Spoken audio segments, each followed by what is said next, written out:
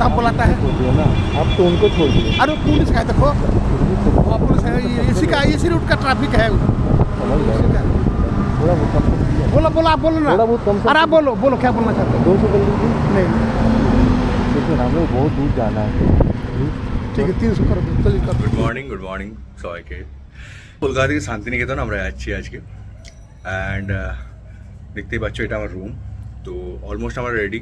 সকালে অফিস থেকে এসেছি 5টার সময়, 5টা থেকে ঘুমিয়ে নিয়েছি 11টা অবধি। 11টা থেকে ঘুমিয়ে তারপরে আমরা বেরোচ্ছি এখন, কারণ না ঘুমলে কোনো মতে যাওয়া যাবে না।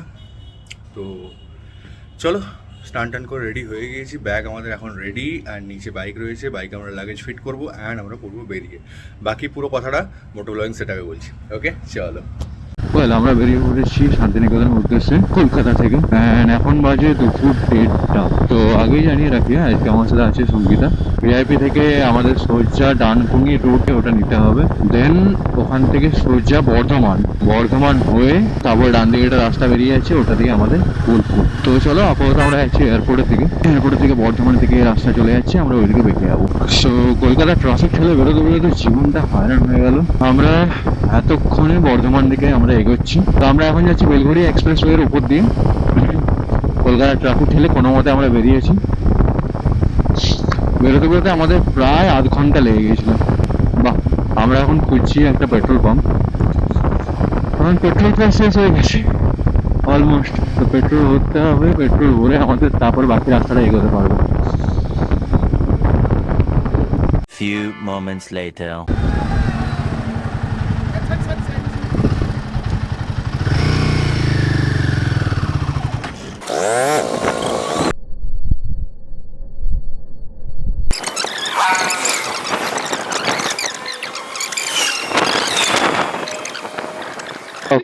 साइड पकड़ो क्या और पेट्रोल पंप कहाँ पड़ेगा? पेट्रोल पंप आगे मिल जाएगा वही आगे इस रोड से आगे?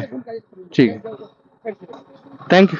এখন একটা কাণ্ড হয়ে গিয়েছিল, আমরা ওই এক্সপ্রেসওয়েতে উঠে গিয়েছিলাম এই যে ব্রিজটাতে। তো ওটা দিয়ে বাইক এলাও না, সেই সাইনবোর্ডটা খেয়াল করিনি। যাই হোক, যে ট্রাফিক পুলিশের আঙ্কেল দাঁড়িয়েছিল সে খুব ভালো ছিল, 100 টাকা নিয়ে ছেড়ে দিল।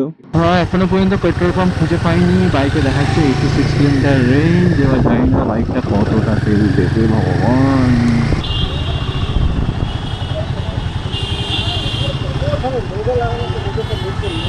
হ্যাঁ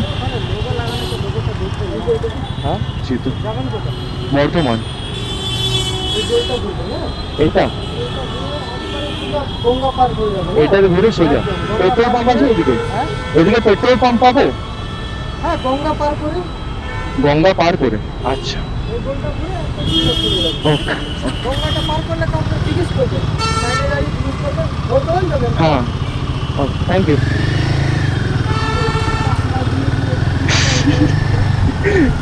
আরে না না, এখানে নিতে হয়।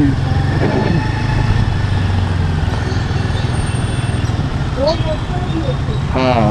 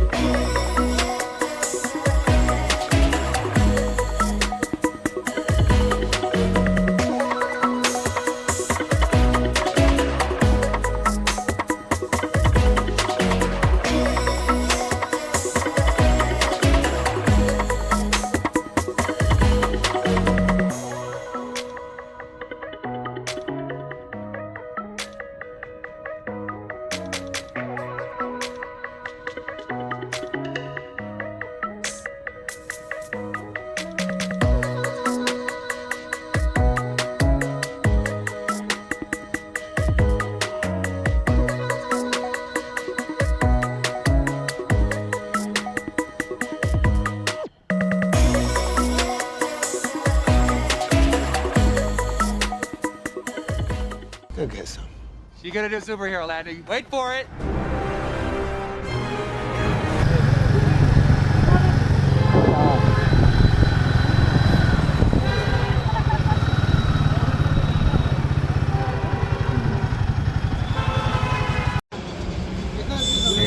চিংড়ির চপ নিয়ে নিয়েছে।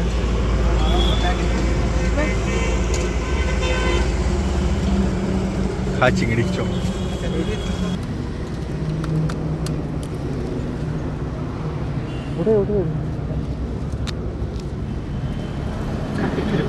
সূর্য ডুবে গেছে and আমরা সবে শক্তিগড়, এখান থেকে এখনো 66 কিলোমিটার দেখাচ্ছে।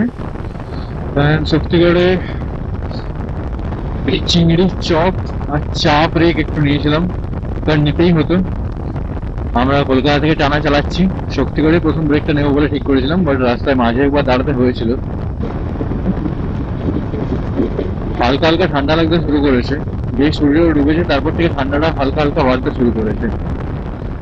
তো পুরোপুরি অন্ধকার হওয়ার আগে আমরা চেষ্টা করবো পৌঁছে যাওয়ার। 66 কিলোমিটার মাত্র, 65। তো হয়তো পৌঁছে যাবো, খুব বেশিক্ষণ লাগবে না। তো বর্ধমান শহরকে আমরা পেছনে রেখে আমরা এদিক দিয়ে রাস্তাটা নিয়ে নিলাম। বোলপুর এখান থেকে 50 কিলোমিটার, শিউড়ি 85 কিলোমিটার। আশা করছি পুরোপুরি অন্ধকার হওয়ার আগে আমরা পৌঁছে যাবো শান্তিনিকেতনে। আজকে পৌঁছে আজকে আর কোনো কিছু ঘোরাঘুরি করবো না, আজকে পৌঁছে হোটেলে আমরা চেক ইন করে নেবো, কারণ আমরা পুরোপুরি নাইট শিফট করে অ্যান্ড তারপরে আমরা যাচ্ছি রাইডে। এই রাইডে আসা মানে মানে আমাদের অফিসটা এমন টাইমে না যে অনেকের অফিস থাকে ফ্রাইডে নাইট করে তারা শনিবার দিন সকালে বেরিয়ে যায় রাইডে, তো আমাদের ছুটি হয় শনিবার দিন সকালে। তো সেক্ষেত্রে আমাদের ফ্রাইডে নাইট বলে আলাদা করে কিছু হয় না। তো এটাই আমাদের Saturday morning and Friday night both are the similar thing. তো ওই জন্য আমরা একটু ঘুমিয়েই বেরিয়ে পড়েছিলাম। অ্যান্ড বলে রাখি, এখনো পর্যন্ত তোমরা যারা চ্যানেলটাকে সাবস্ক্রাইব করোনি, please like subscribe my YouTube channel. বিকেল গড়িয়ে প্রায় সন্ধ্যে হয়ে গেল, অ্যান্ড সন্ধ্যে হয়ে যাওয়ার সাথে সাথেই ঠান্ডাটা বেশ পড়তে শুরু করেছে। যেহেতু এটা গ্রাম্য এলাকা, তো ঠান্ডাটা তো এখানে থাকবেই। কোথাও খুব একটা অন্ধকার হয়নি, ক্যামেরায় যতটা অন্ধকার দেখাচ্ছে ততটা এখনো অন্ধকার হয়ে ওঠেনি। ব্রাইটনেসটা বাড়াতেই পারতাম, ব্রাইটনেসটা বাড়ালে পুরো একদম গ্রেন চলে আসতো, তো ওই জন্য বাড়াচ্ছি না। ওই জন্য আর এখন সেরকম কিছু রেকর্ডও করছি না, একবার ডিরেক্টলি হোটেলে গিয়ে বাকি এই ভিডিওটা শ্যুট করছি অ্যান্ড স্টার্ট করছি।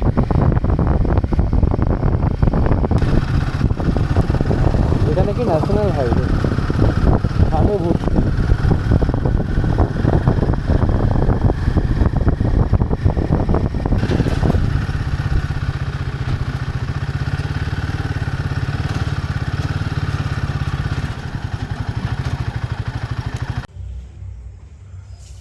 না, রুমটা এমনি যথেষ্ট ভালো, খারাপ কিছু না। এই টাকায় মানে যথেষ্ট ভালো রুম এটা, বাথরুম যথেষ্ট ক্লিন।